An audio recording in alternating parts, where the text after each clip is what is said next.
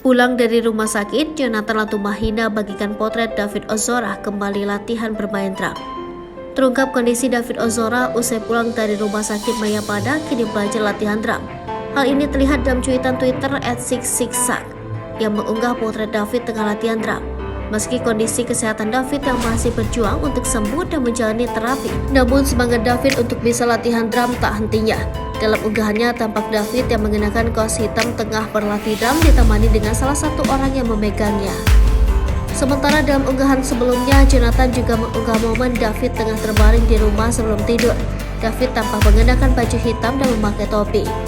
Diketahui meski sudah pulang ke rumah, Jonathan mengatakan perawatan terhadap David Ozora sama seperti di rumah sakit, yang mana tetap akan ada dokter dan perawat 24 jam. Selain itu, David Ozora juga akan menjalani sejumlah terapi untuk mengembalikan kondisi seperti semula. Sebagai informasi, David mengalami koma akibat penganiayaan Mario Dandi dan kawan-kawan yang terjadi pada 20 Februari 2023. Biaya pengobatan David home care 1 miliar rupiah. Kepulangan David ini tentu akan menjadi beban besar bagi keluarga karena biaya home care sangat mahal yang akan dikeluarkan bisa mencapai 1 miliar rupiah.